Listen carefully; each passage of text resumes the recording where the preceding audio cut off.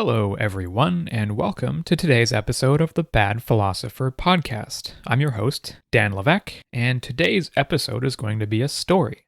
A story of how philosophy, specifically the philosophy of a person named Confucius, also known by his more popular name Confucius, has influenced social and political thinking in China for the past 2,000 years.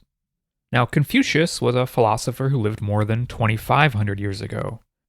He lived in a period of Chinese history between the collapse of the ancient Zhou dynasty and the Warring States period, which eventually gave rise to the Qin dynasty, from which China gets its modern name.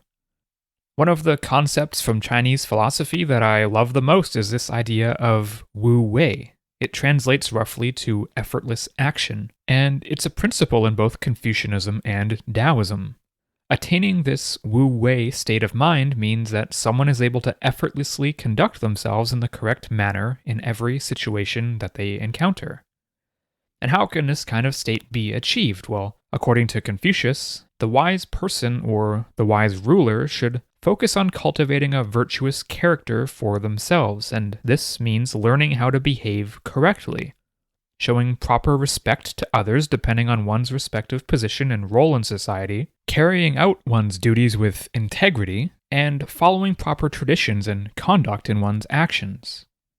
You can also think of Wu Wei in these ancient Chinese philosophical traditions of Confucianism and Taoism as being the ideal form of government. And the idea here is that the ruler or the emperor of China should rule in a Wu Wei sort of style, a hands-off approach to governance. As we'll see, the point here is that the virtuous character of the ruler should be enough to inspire everyone else in the kingdom to aspire to virtue for themselves as well. And thus, through this process of everyone in society aspiring to be a virtuous person inspired by their ruler to become virtuous people, we can achieve the ultimate goal of society. And that goal is to attain harmony in society, also known as social harmony. And for Chinese philosophers and thinkers like Confucius, this idea of achieving social harmony is the thing that all of us should be striving towards. Now, before we get to the philosophizing part of this podcast, I want to relate a story. And as I related on an earlier episode of the podcast, I've spent in total about a year living in China and teaching English there. And I'll just preface this by saying that I am a long way off from being some kind of a China expert, but this is what I observed, and this is a story from my time in China. Now, initially I was teaching English at a school in a smaller town in China, and I had a roommate from the UK. On one of our first days being there, we decided to go out exploring this small town and sort of see what we could find, get to know the area. And we ended up deciding to check out this local bar that we saw as we were walking down the street, sort of near our apartment. Now, a lot of the bars in China are kind of weird. I mean, one thing I remember most is that a lot of them had very strange lighting. Most commonly, the bars are illuminated with just red lights, so it's a bit of a strange vibe. Anyways, we went into this bar, and nobody was there except for us, and this would have been in the evening on a weekend. As we learned, there's way more of a restaurant culture in China than a bar culture, but bars are typically where people will end up in the wee hours of the morning when restaurants are closed. So with us showing up at this bar at around 8 o'clock at night, we were very early. So we managed to order ourselves 2 of the local Qingdao beers, and when we sat down and talked about how strange the place was, some locals were walking by, and as they were walking by, I guess they saw us, and they popped their heads in and they looked at us. They were younger guys, probably in their early 20s or so, and they stopped their other friends who were also walking down the street, and they came in and said hello to us pretty enthusiastically. I don't think they'd ever seen some foreign people in their small town before. So initially when they all came in, they sort of sat or stood around the bar and they were talking to the bartender a bit, I think kind of negotiating some deal for drinks. And at some point one of them, who could speak English, started chatting to us and asked if we wanted some drinks. And this person ended up acting as a sort of a group translator. They were the one person in this group who could actually speak some English. They definitely weren't fluent, but it sort of ended up being their role in this group to go back and forth between us and the other people in the group who didn't speak any English really. I think in total there were like 6 of these guys all together. So the person that was sort of translating back and forth, he didn't speak the best English, but we ended up relying a bit on Google Translate a bit here to sort of communicate. Other than that, though, the conversation flowed fairly normally. I mean, there's a lot of things you can kind of communicate without having to know the language of the other person. And what was abnormal here was that they started ordering enormous amounts of beer, bottles and bottles of beer, and just stacking them on the table. I think I counted that there were like 3 to 4 beer on the table for each person present or something, and they just kept ordering them, and the bartender just kept bringing them, mostly unopened though. This was strange, and me and my roommate kind of looked at each other like, what is going on here? And I kind of started to get the feeling like there was some kind of scam going on here, like they were going to order all of this beer and then have us pay for it all or something. At some point, I got up and went to the bathroom, and I took most of the money I had out of my wallet, along with my debit card, folded it all up, and I put it in my shoe. I figured if they were going to try and do a shakedown on us and make us pay for the beer we weren't drinking, I could at least show them that I didn't have much money on me. So for the next little bit here, I got to walk around a little bit lopsided with a bunch of Chinese yuan bills stacked beneath one of my feet. I thought, well, should have at least spread them out evenly to give myself an even sort of lift, but I didn't think of that at the time. Shortly after making this little swapperoo, the guys asked us if we wanted to go out to dinner with them. And here, me and my roommate looked at each other again like, It was like 8:30 at night or something, we'd already eaten, seemed a little bit weird. I think they reassured us and basically said that they wanted to show us a good time in their city because we were their guests. And so we thought, sure, might as well go check it out. Most of the beers that they had been stacking on the table were still unopened, so they ended up sending most of them back and basically not having to pay for them, which is good. And I mean, they covered the bill for us and they refused to let us pay for anything. Which in my mind was possibly just one step in some potential scam, like have them pay for a few beers for us and then later on ask us to cover their meal. So we went with them anyway and jammed into 2 or 3 separate taxis to go to a restaurant, and it was a pretty damn nice restaurant too. So this was my first proper Chinese meal experience. We had our own private room on a multi-story restaurant. We had several people serving us. We were all seated at this huge round table in this private space. And the Chinese style of serving food at one of these restaurants is to bring out a ton of different dishes and basically everything gets passed around the table to share. And they also ordered a bunch more beer too. So it was kind of like we were their guests of honor or something. There was a ton of different food, which I absolutely loved because I love trying new foods out, and there was a ton of different random stuff here. A lot of it I didn't even know what it was. They were also doing quite a few toasts throughout this whole meal. One of the special weird drinks I tried was a beer with a raw egg cracked in it, and then you just drink it down like a shot, basically. So you crack this raw egg into a glass of beer, and then down it goes. I don't think my roommate did that because he was worried about salmonella or something, rightfully so, but I went with it.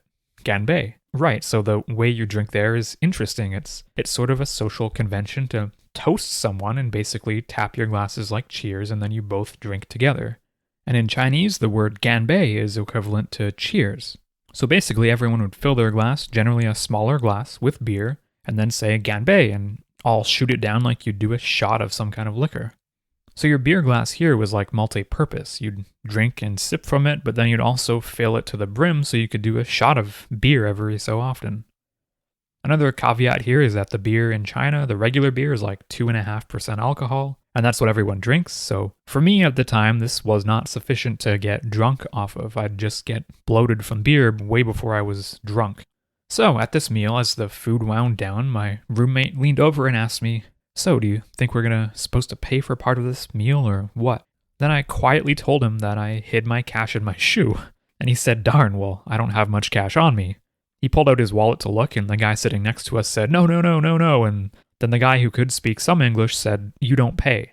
And that started the whole payment conversation. There was a lot of arguing, a lot of back and forth discussion going on, because our hosts were arguing about who should pay. And in situations like this, people don't split bills. One person pays for the whole group, and it's seen as an honor to pay. So in a way, like everyone actually wants to pay for the bill. Not paying is sort of like losing face or like losing social status in some ways. Not all the time, but it can be depending on the situation. But it's all dependent on the situation, and there are levels to this game. I think it's normally the elder person in the group that's supposed to pay or something like that. But even so, politeness requires that everyone else at the table sort of argues with them and goes through this process of stealing the bill and saying they're going to pay and then being talked out of it and someone else steals the bill and round it goes. So it's like you need to argue a little bit to show that you care and that you're not a freeloader, but not so much as to actually get in an argument. Because, if the other person, the elder person who's supposed to pay, doesn't pay, then they lose face. I remember having all of this sort of explained later on when we met this American guy who'd been living in China for like 10 years. He was just as shocked to see us in this city as all of these Chinese people were. He said he'd been working in that city for years and never seen other foreigners before he saw us. So eventually someone paid, and I felt like a total fool having hidden my money away, being worried about it being a scam. What I had been experiencing here was true hospitality. So after that meal I was incredibly full, and then we went out to go walk to a nearby park because we had one more thing that we needed to do that night. It happened to be the day of the Chinese Lantern Festival, unbeknownst to us. So we went with this group of guys and we bought some paper lanterns off of someone in the park, and then we set them up and we lit them, and they floated off into the sky along with dozens or hundreds of other lanterns being lit by other people in the park at the same time. When I got home that night, feeling like an idiot, I took the money out of my shoe. I'd never before experienced such a different culture in a context like that. The entire experience seemed unlikely and unreal in a way. It was later explained to me that in this situation, locals feel honored to be able to show hospitality for guests to their country, and they want to do it. And they also get the benefit of being able to show pictures to their friends of them hanging out with foreigners, so they gain face by being hospitable to us, and then they also gain face with their friends later on that they can brag to and show pictures of us to. What this whole thing amounted to was an experience with normal, everyday sort of rituals that exist in China. Something that I, as an outsider, didn't understand, but which to the locals was a totally normal part of their everyday lives. The only oddity was this random encounter with us, a guy from Canada and a guy from the UK in a local bar in a small town in China. Apart from that, everything that went on was totally normal, just a totally normal part of the culture. In China, they kind of have this ritual around taking care of guests and making sure they're well taken care of. They have a ritual of determining who pays for a big meal. They have rituals around drinking. They have a ritual of participating in the Lantern Festival. And this was just a bunch of friends living their normal lives. When we asked how they all knew each other, they said that they all grew up together and went to school together, and that now some of them lived in other cities, but when the holidays happened, and this was around Chinese New Year, during the holidays they all go back to their hometown, the town we were in. And when they're all there, they all get together like they did that night with us. And there is some symbolism here. So the practice of this Lantern Festival fits in with this Chinese concept of Li. And Li means the following of traditions and ceremonies and proper rituals. Li also has a greater meaning that has to do with loyalty and respect towards other members of society. Confucius believed that being guided by this concept of Li promoted good social behavior throughout the culture. That Lantern Festival itself symbolizes good fortune, so it's a win-win here. You practice the ritual because it's good to do so, and then you also get good fortune in return. And there are other examples of Li in the paying for the food, where the elder friend is supposed to be taking care of their younger friends. That's sort of their role in society in this context. And this also extends to the drinking, where people are toasting one another and they're all drinking together. In society, these are considered the right things to do. Li is the fabric that holds society together. Also, in taking care of guests like us, they're showing another related concept called Ren. Ren means humaneness or goodwill towards others. Maybe the easiest way to think about this Ren is to not put oneself at the center of the reasons for acting rightly. Instead, you just focus on doing good by others, and ultimately, it's through doing good by others that you cultivate the self, you cultivate your own virtue. So these two concepts of Li and Ren form the basis of harmony in Chinese culture. First, in Li, it's a sense of following traditions and proper rituals. And second, in Ren, it's a sense of humaneness and goodness towards others. And according to Confucius, it's by cultivating both of these concepts that one is able to attain a virtuous character. Confucius, in his text The Analects, sort of lays this out. He says, and I quote, If you are respectful but lack ritual, you will become exasperating. If you are careful but lack ritual, you will become timid. If you are courageous but lack ritual, you will become unruly. And if you are upright but lack ritual, you will become inflexible. So here, Confucius is saying that you need to be a good person and follow ritual in order to live up to this highest ideal of being a virtuous person and achieving this state of wu wei, this effortless action. The cultivated person, this Confucian ideal, they express their Ren, their humaneness or goodness, through the backdrop of Li, through following traditions.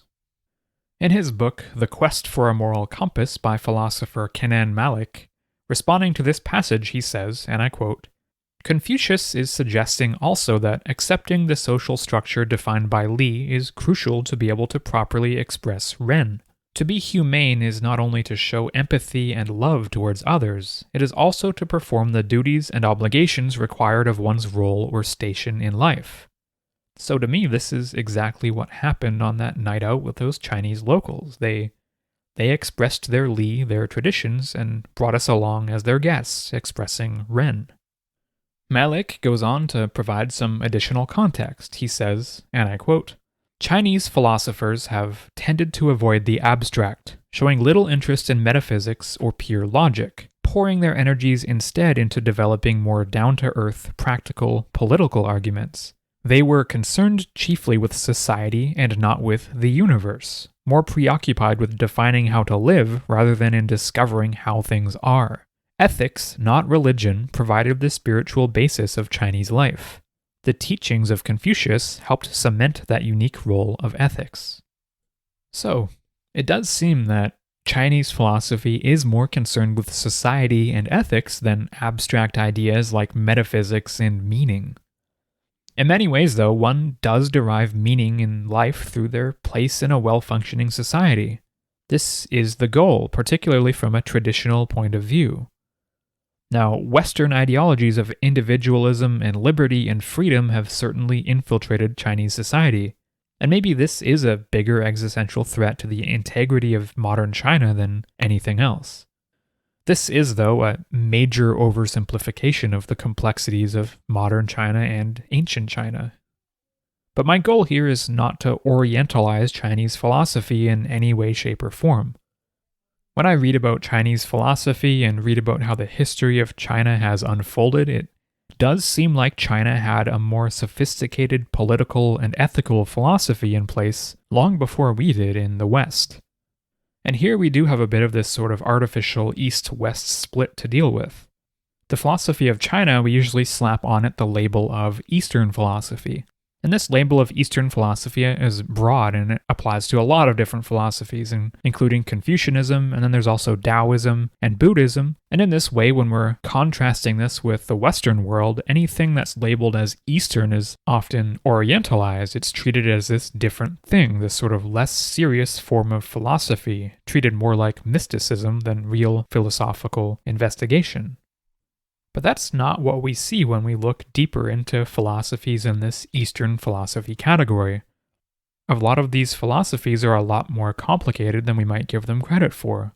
And in my opinion, when we look at the philosophy coming out of China, specifically this ancient Chinese philosophy, this philosophy based around the thoughts of Confucius, I think China had a much more sophisticated ethical and political philosophy than what we saw coming out of ancient Greece at around the same time period.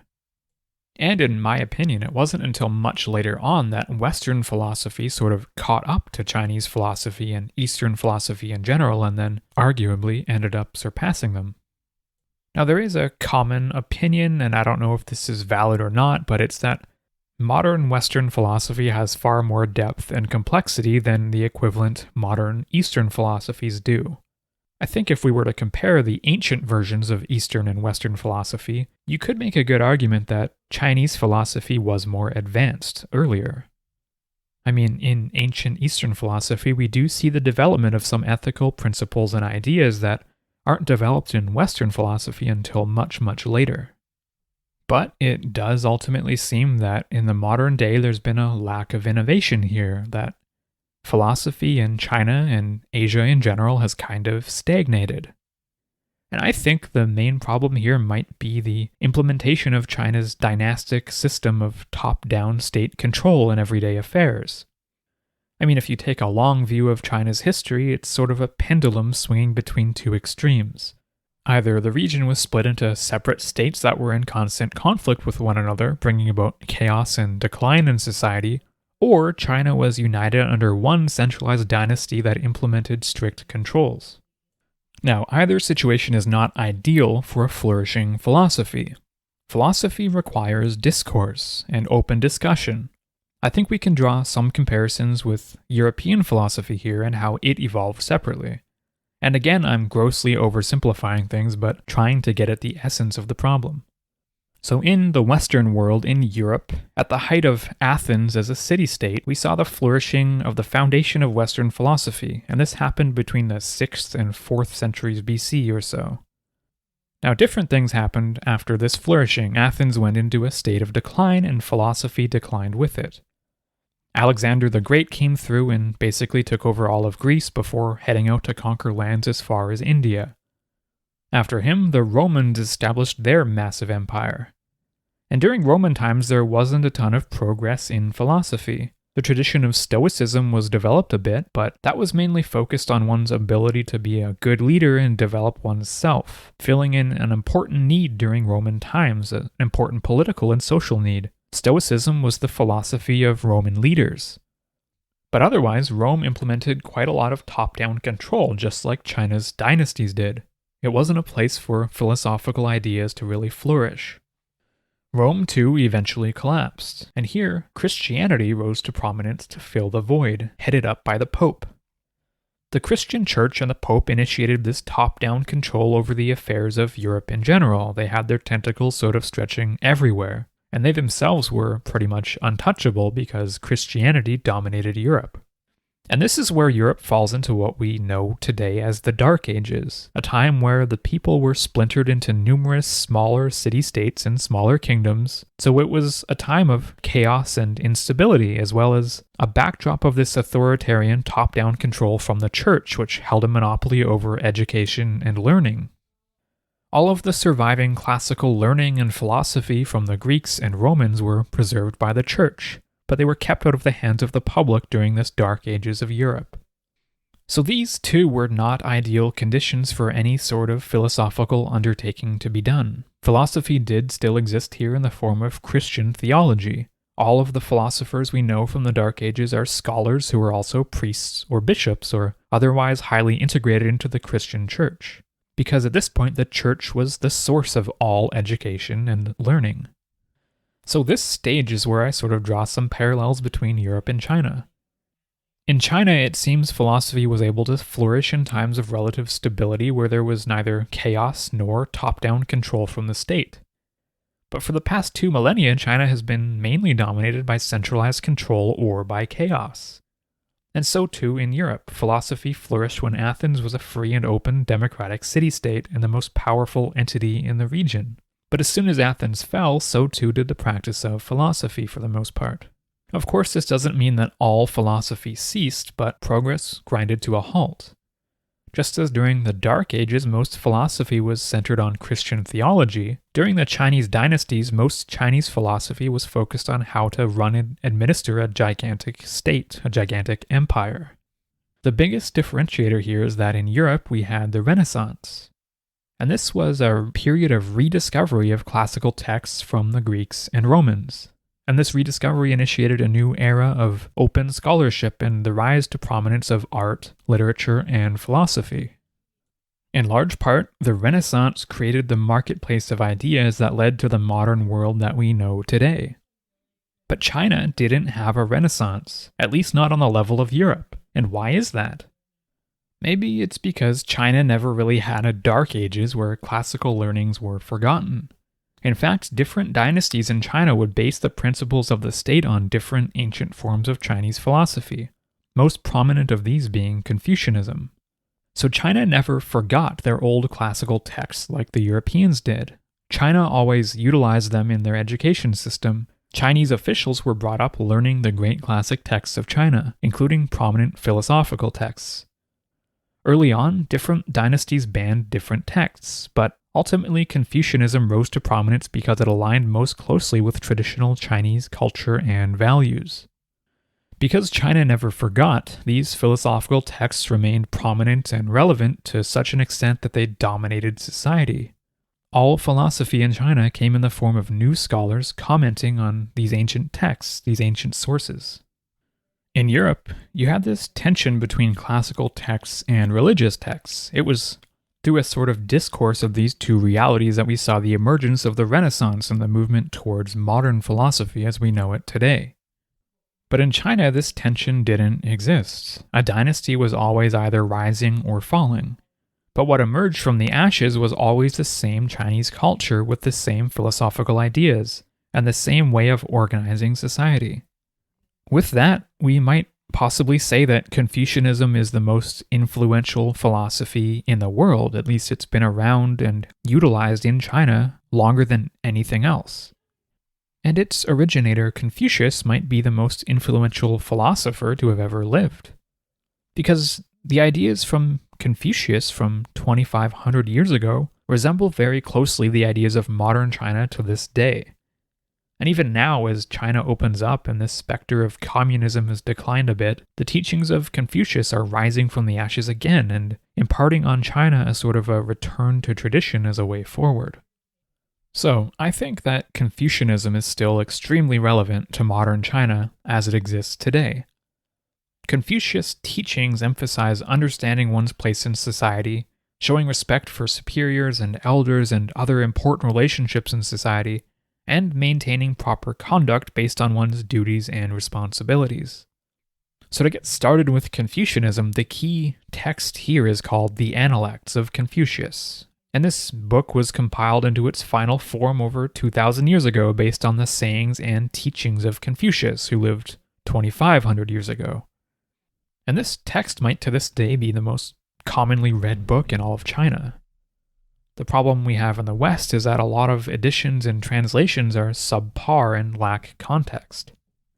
According to the philosopher and scholar Edward Slingerland, the Analects were likely originally intended to be read aloud in a group, where teachers and students would then discuss their meaning and their nuance. So this text was supposed to be read and learned in the form of a sort of back-and-forth dialogue between the text and the readers, not really a text you sit down and read and expect to understand on your own. And that's not easily possible because the bare text itself is pretty cryptic. The lessons aren't always obvious. They require thought and reflection and context or assistance from others to interpret. Now, what happened with the Analects when it was compiled into a book was a tradition of later scholars commenting on each passage of the text, sort of like adding their own footnotes or thoughts on what the meaning of the text was. And in fact, most philosophy in China takes this form. Later thinkers commenting on passages from Confucius and other ancient Chinese thinkers. And in this way, this building of the text with footnotes and comments sort of artificially recreated this in-person dialogue. But today, instead of having this in-person dialogue and being guided by a teacher in interpreting the Analects, we can actually reference these different commentaries. We can reference different philosophers that added their own sort of footnotes. So it's been through this process of adding footnotes and putting out commentaries on the traditional texts like Confucius Analects that, over time, a gigantic lexicon of commentaries has been collected that spans the past 2,000 years or so. Every influential Chinese philosopher after Confucius commented on the Analects, so we have a massive body of work to go on here. And if this sounds odd, it's actually not too far off from how philosophy is done in the West. Philosopher Alfred North Whitehead, in his book Process and Reality, described the entire Western philosophical tradition as being a, and I quote, series of footnotes to Plato. So that is a bit of an exaggeration, but it is true that the ancient Greeks like Plato and also Aristotle are among the most influential philosophers in what we call Western philosophy today. And to this day, a lot of university students taking philosophy courses will mainly focus on these two thinkers and their ancient writings. And most of these students will end up writing essays on the ideas of Plato or on the ideas of Aristotle. I mean, I would guess that there are more PhDs in philosophy specializing in Plato or Aristotle than any other philosophers ever. So while we might think it's odd that nearly the entirety of Chinese philosophy is a series of later philosophers commenting on the ancient ideas of Confucius for thousands of years, it's actually not that strange at all. Because in the West, we still do the exact same thing with Plato and Aristotle. Every year, new academically published philosophy papers come out talking about Plato and Aristotle, philosophers that lived 2,300 to 2,400 years ago. The biggest differentiator here is that Europe had its Renaissance, its remembering of these lost ancient texts like Plato and Aristotle. And in this remembering, there was also innovation. China never had that.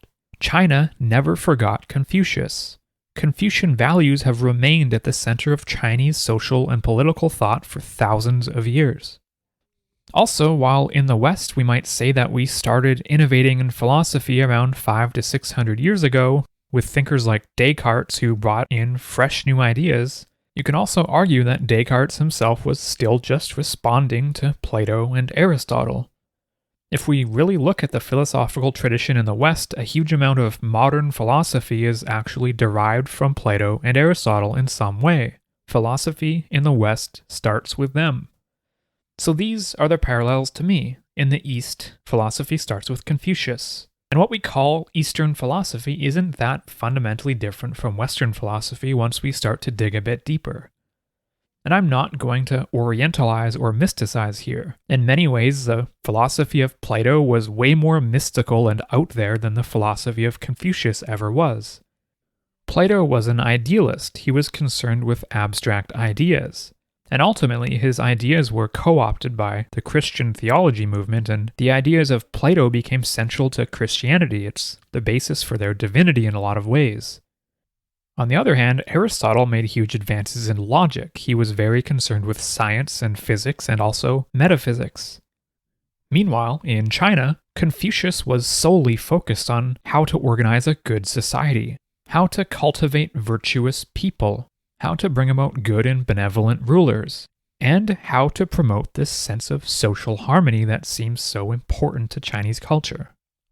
Now, it does seem like the core motivation or the core principle in Confucius' philosophical system is this drive towards understanding how human behavior ultimately promotes social harmony. This is the goal of a virtuous person, or at least a virtuous ruler. If an emperor practices Ren and Li and is themselves an exemplar of virtue, then it's said, according to Confucianism, that harmony will be maintained throughout the empire, throughout the kingdom, and the people will flourish.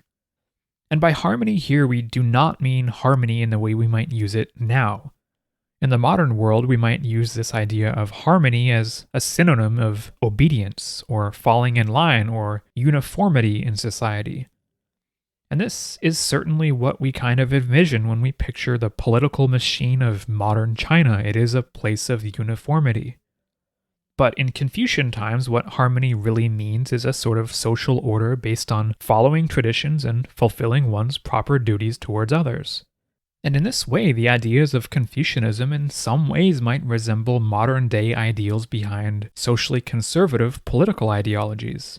Conservatives generally strive towards this feeling of harmony in society through free enterprise and personal liberty, and this emphasis on following traditional values. And harmony is still highly relevant to the modern China that we see today. It's just that they pursue this harmony differently. In his book, How the World Thinks, philosopher Julian Baggini gives some context on this concept of harmony. He says, and I quote, "There is arguably no more important concept than harmony for understanding how China thinks and lives. I had been reading about harmony before visiting the country and was somewhat suspicious that it might be something of an academic construction with little relevance to daily life. What I found was the exact opposite. The term was ubiquitous in everyday discourse. One woman told me about her 5 years spent in Edinburgh, in which she greatly enjoyed. When I asked what the biggest difference she noticed between her Scottish colleagues and the people back home was, she said, 'The Chinese wish always to please other people, while Brits please themselves.' The word she used unprompted to describe this value was harmony." Now, let's admit for a moment that this is probably a great oversimplification. saying that this ideal of harmony is the greatest moral and political ideal in both ancient China and modern China is an extremely simplified way of talking about Chinese thought and Chinese politics. But we could argue that despite this simplification, it's also fairly accurate. In a different section, Baghini goes on, and I quote, "Most Americans and Europeans, for example, assert the value of individual freedom and liberty without any deep knowledge of how these concepts have been justified and explained by their philosophers. Millions of Indians live their lives according to principles of karma without an in-depth knowledge of the rich and complex literature articulating what precisely this involves. Ordinary Chinese assert the importance of harmony with little more than a cursory knowledge of the Confucian and Taoist texts that analyze and describe it. What is salient in the world's philosophies also tends to be salient in their host cultures, and in that way, at least understanding philosophy is a window into culture." Now, this is something I strongly agree with, this idea that understanding the philosophy of a given culture is a great way to sort of try to get to understand the culture itself. And if we really think about it, I mean, what is culture anyways? That's probably a podcast topic in and of itself, but if we want to continue on our path of simplification here, we could say that culture is a collection of traditions, of texts, and of ideas that pertain to a particular cultural identity. Now, if we want to understand a given culture, then we want to understand these contexts. We want to get to know its texts, we want to get to know its history, and we want to get to know its traditions. Now, what's the one subject that deals with all of these things all together? The one subject that delves into different texts, into the history of society and politics, and which also spends some time analyzing different traditions? Well, that subject is philosophy. Philosophy synthesizes all of these topics into one central marketplace of ideas.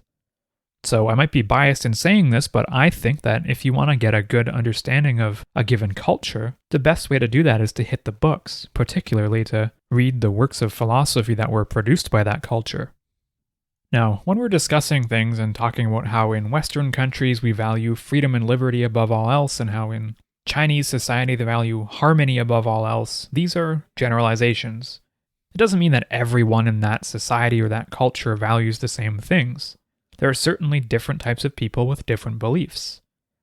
Some people in Western countries maybe don't value freedom and liberty that much.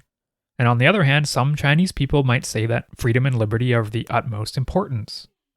We're making generalizations here, and we can generally say that in the West we place a big emphasis on freedom and liberty. And this means that most often the actions of Western countries embody this expression of freedom and liberty. You could even say that political actions which limit freedom and limit liberty cause problems, leading to social discord. You might even say that it's through maintaining these ideals of freedom and liberty that we're able to maintain order and harmony in democratic Western countries. Without these principles as the fundamental values of our culture, we might be losing a part of our identity. Now, this applies in the reverse to China in the context of harmony. If the Chinese authorities aren't upholding harmony, this can lead to social discord and unrest. Politically, China strives for proper harmonious relations both internally and externally. It's just a matter of how you define proper and how you define harmony. Now, harmony is a difficult term to get at and to define. It doesn't mean obedience and uniformity. At its core, harmony strives for balanced diversity, the coming together of diverse elements to form a harmonious whole. So I want to jump in now to some of the actual things that Confucius says and try to layer some context on them. And for the text of the Analects that I'm using, I'm relying heavily on a complete translation of the Analects with annotations from Edward Slingerland, who's a scholar and philosopher specializing in Confucianism. The edition I'm using also includes some traditional commentaries. So here Slingerland has included some commentaries from other Chinese philosophers that add some additional color or context to whatever Confucius is saying. And this is an absolute game changer when it comes to interpreting the meanings behind what Confucius is saying. So in the Analects, in one passage, Confucius himself states, and I quote, "The exemplary person pursues harmony rather than sameness. The small person does the opposite. Here, Slingerland refers to a Chinese expression, the concept of a pool of dead water, which refers to a lifeless state of uniformity. The image here is clear. Too much uniformity means stagnancy. Uniformity is boring and lifeless. And this matches what Confucius said. He says that the good person pursues harmony and does not pursue sameness. He says that the small person does the opposite, so the small person would be pursuing uniformity, not harmony. In his book, How the World Thinks, philosopher Julian Baggini quotes an ancient Chinese philosopher named Shi Bo that tries to get at what harmony is. Shi Bo uses this analogy. He says, "A single sound is not musical. A single color does not constitute a beautiful pattern. A single flavor does not make a delicious dish. And a single thing does not make harmony." A piece of music needs different musical elements or instruments playing different notes for the whole musical composition to reach a state of harmony. A good soup needs many different ingredients with different flavors that all come together in order to create a harmonious meal. Another example, but an odd one, is the idea that we have two hands. We have a right hand and we have a left hand. And we use both hands in different ways. They each do different things. But together, they're better than each hand on its own. It's these two separate entities, these two separate hands, that form a working system somewhere in the middle. Now, the question is, would anyone trade their left or right hands for a middle hand? It's an obscure image, but that's what uniformity does. It replaces difference with sameness, replaces the left and right hand with a single merged middle hand. And that's the opposite of the type of harmony that exists in Chinese thought, fundamentally. Baggini also quotes Yao Xinzong when saying that harmony almost requires a sort of tension in order to be truly harmonious. Harmony cannot be achieved unless all sides are willing to give up something. If everyone holds out for everything they want, then conflict will result. Harmony requires compromise and patience. The best example of how this system of harmony works in practice can be seen in the importance Confucianism places on harmonious family relations. Everyone in this traditional family unit has their place and purpose. Julian Baggini says, and I quote, "Whether it is because of or despite the fact that harmonious families are hard to maintain, one of the best-known manifestations of harmony in Confucian ethics is the virtue of filial piety. Family ties are at the heart of virtue and ethics." And we can also illustrate this with an ancient story. So, there's a story of a prime minister in the Chinese Song dynasty about 1,000 years ago who lived with 9 generations of his family all in the same household.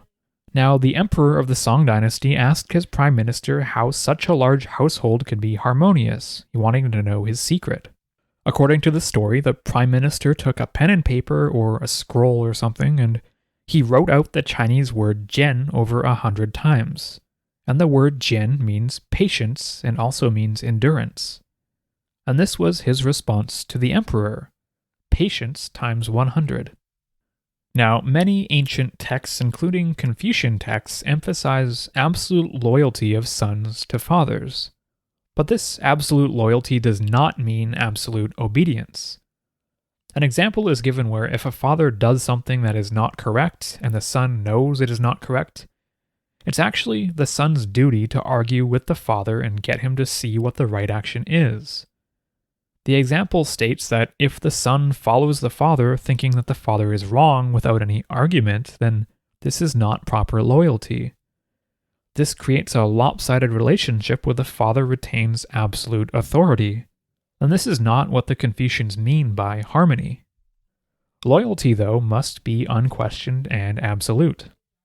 The son, in arguing with his father, must obey his father if he ultimately doesn't change his mind and continues on the course of action that the son doesn't agree with.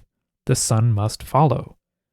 And similarly, it's the father's role to consider the advice of the son, even though he isn't obligated to actually listen if he doesn't think his son is correct.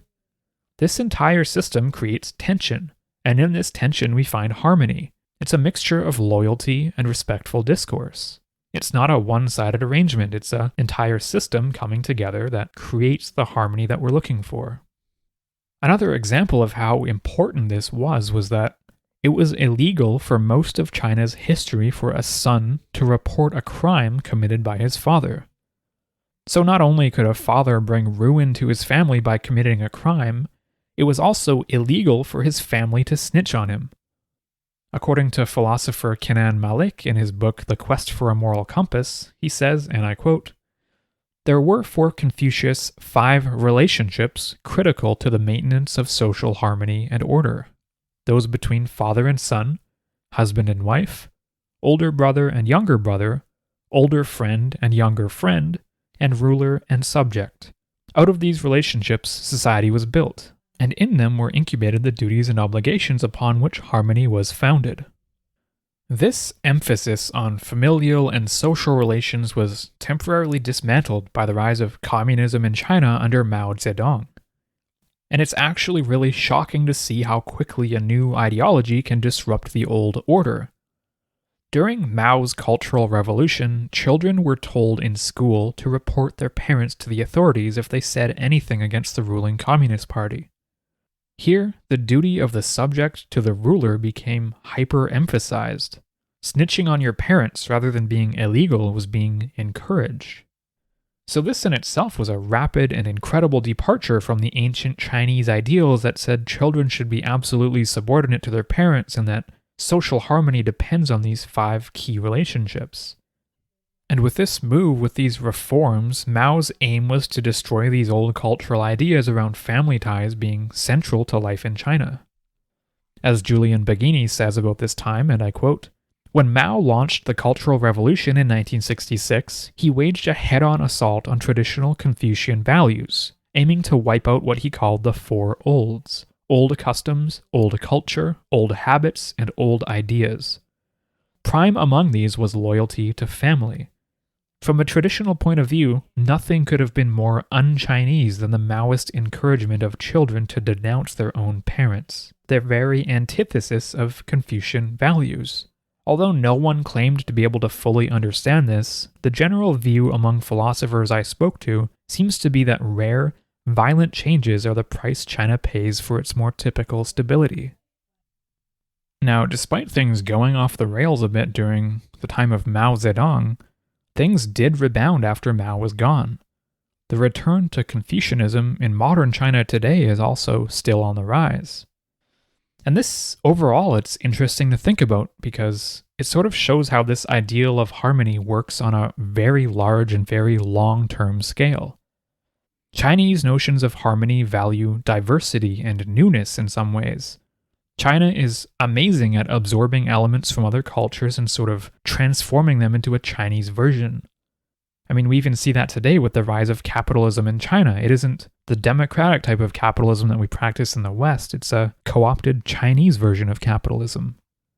And here, maybe we could even say that everything that happens in China happens through the lens of ancient Chinese philosophies like Confucianism. A very visceral example of this phenomena of absorption into Chinese society and culture comes from the Mongol conquest of China, where in the 13th century, Kublai Khan defeated the ruling Song dynasty and became de facto emperor of China. But what ultimately happened when this Mongol ruler, Kublai Khan, became the ruler of China is very interesting.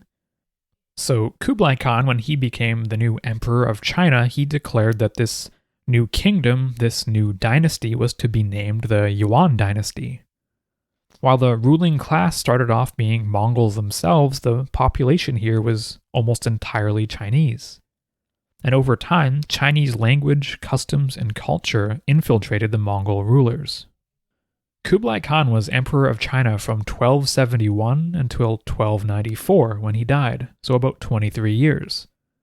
And we know these exact dates because the Chinese were incredible at keeping detailed records, so we actually know these dates for certain. By 1311, so not even 20 years after Kublai's death, his great-grandson Buyantu Khan became emperor of China. And Buyantu really changed things up. He actively supported the adoption of mainstream Chinese culture. He was even mentored by a Confucian scholar, so his education was based on the education system of China. He was educated in Confucian ideals. So for all intents and purposes, Buyantu had closer ties to Chinese culture than he did to Mongol culture. Buyantu ultimately reintroduced China's imperial examination system, where, in order for someone in China to become an official and to work in government, Chinese officials needed to pass a difficult examination that tested their knowledge of Confucian principles and ideas. To me, this whole sequence of events of the Mongol conquest of China and the establishment of this new dynasty, this perfectly illustrates the power of China's focus on harmony and their ability to absorb external influences. It took decades for the Mongols to conquer China. They started their first attacks and raids around the year 1205. About 5 years later, in like 1210 or so, the Western Xia kingdom in northwest China was defeated and turned into a vassal state of the Mongol Empire. And then they were later completely destroyed when they betrayed the Mongols. The Mongols had a habit here of taking no prisoners for anyone who wronged them. After that, they turned their eye towards the more stronger Chinese dynasties of the time. So at the time, China was split into many different kingdoms. And there were two particularly strong kingdoms. First, the Jin dynasty in the north around Beijing, and then the much stronger Song dynasty in the south and east of China.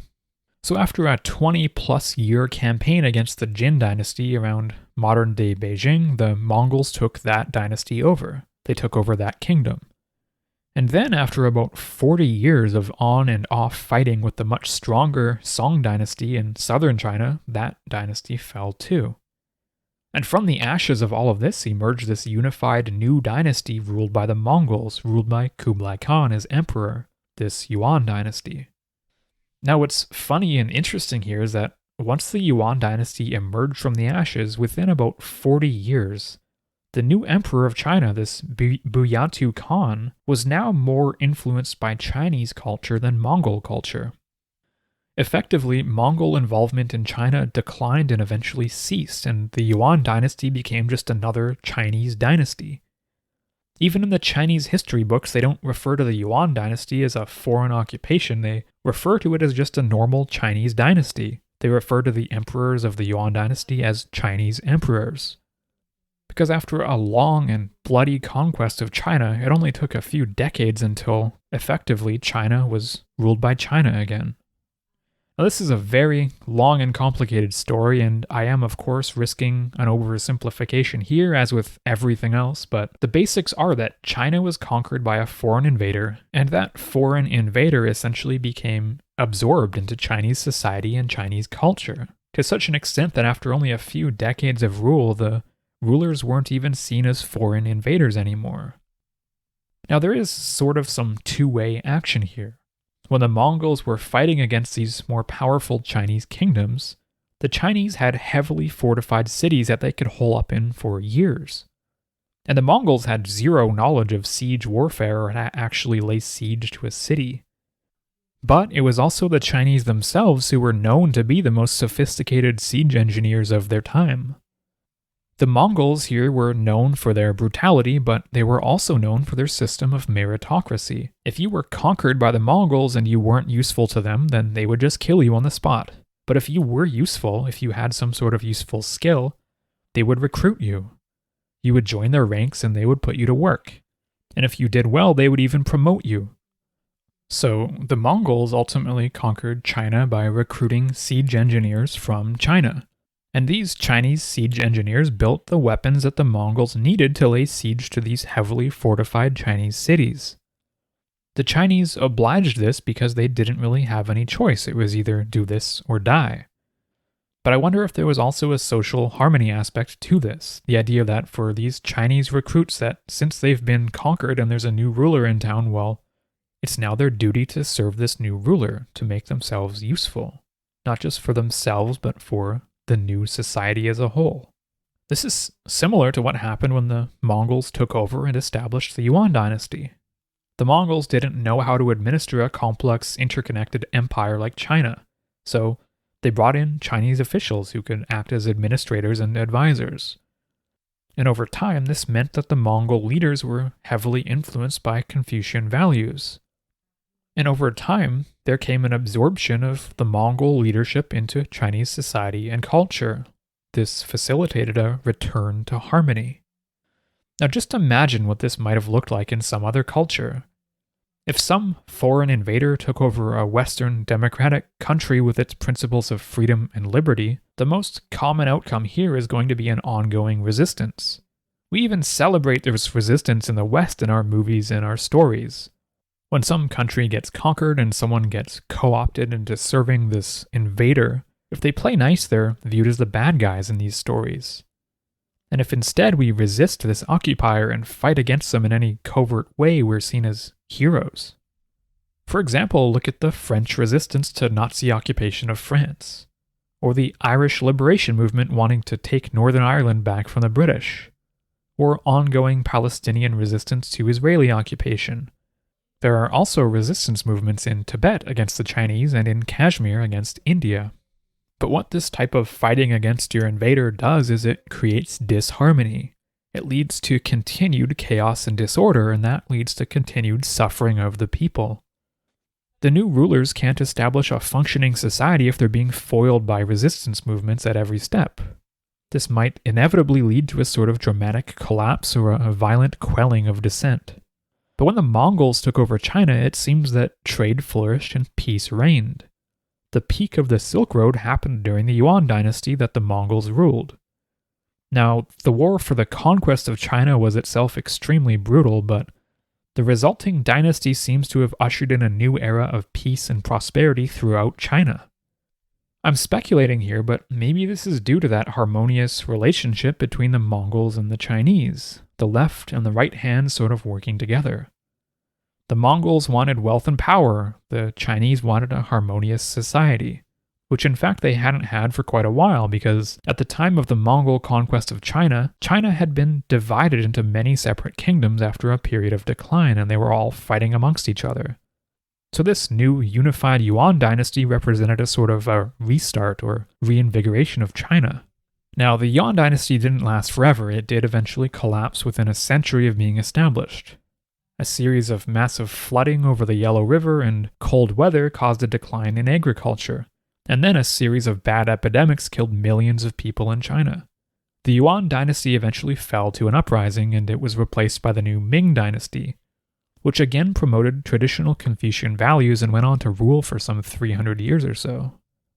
Now, this has been an extremely brief and simplified version of what went down during the Mongol conquest of China and the aftermath of that conquest. But my purpose here is to sort of get to this idea of the enduring values of Chinese culture and society. Ideas like virtue and Ren and Li and harmony and filial piety that's been around for thousands of years at this point, though with some momentary hiccups like during Mao's Cultural Revolution. It reminds me of the story of that Song Dynasty prime minister writing the word for patience and endurance 100 times on a piece of paper to illustrate to the emperor how one maintains harmony among a large multi-generational family. Here, the principle of harmony almost acts like a sponge. You can squeeze that sponge into a ball and it will yield, but as soon as you set it down again, it bounces back into its normal sponge form. And it's also absorbent, able to absorb a certain amount of water up to a certain point until it needs to eventually be squeezed and wrung dry again. For some reason or another, Confucianism has endured in China, despite numerous collapses, foreign invasions, and bouts of book burning and shirking of ancient traditions. Those ancient traditions have remained. And I hope this illustrates how prominent this ideal of harmony is.